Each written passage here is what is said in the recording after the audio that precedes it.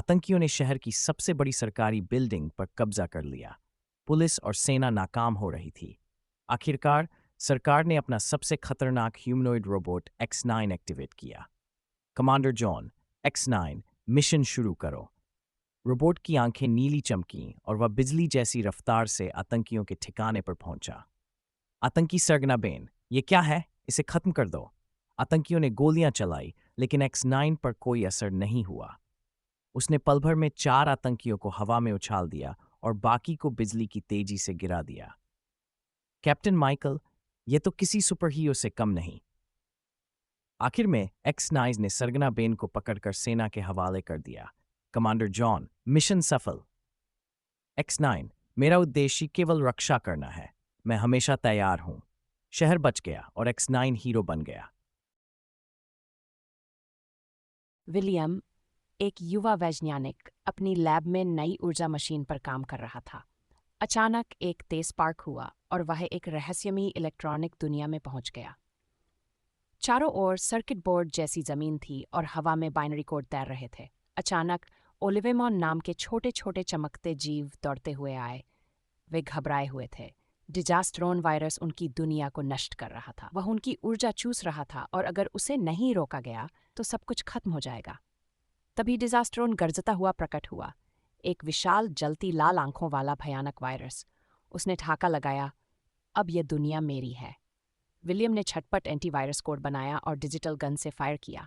नीली किरणें डिजास्ट्रोन से टकराईं और कुछ ही सेकंड में वह तड़पता हुआ मिट गया। एरर 404, डिजास्ट्रोन नॉट फाउंड। ओलिवेमॉन खुशी से झूम उठे। अचानक वही रोशनी फिर चमकी और विलियम अपनी लैब में वापस आ गया।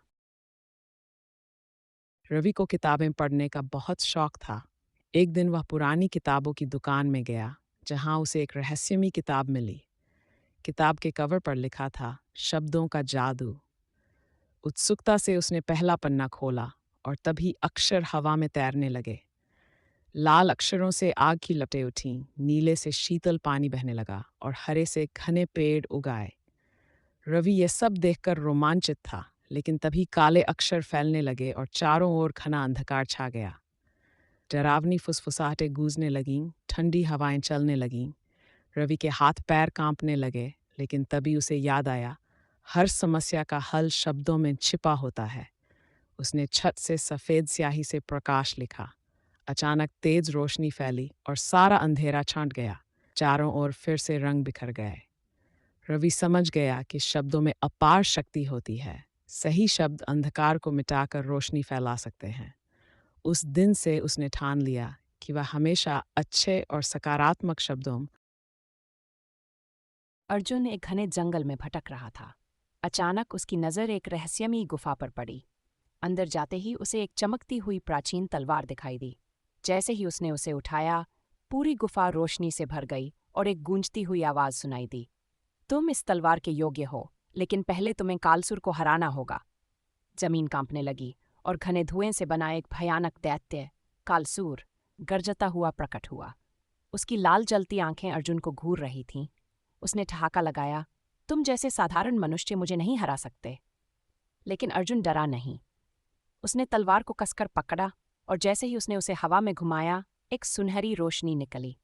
रोशनी इतनी तेज थी कि कालसूर तड़पने लगा।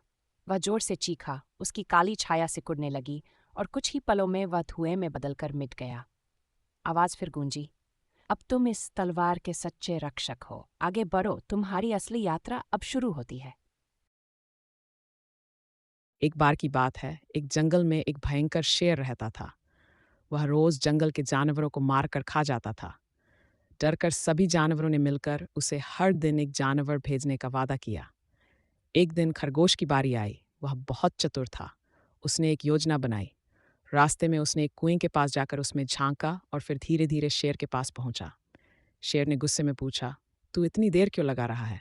खरगोश बोला, महाराज, रास्ते में मुझे एक और शेर मिला। वह कह रहा था कि ये जंगल उसका है।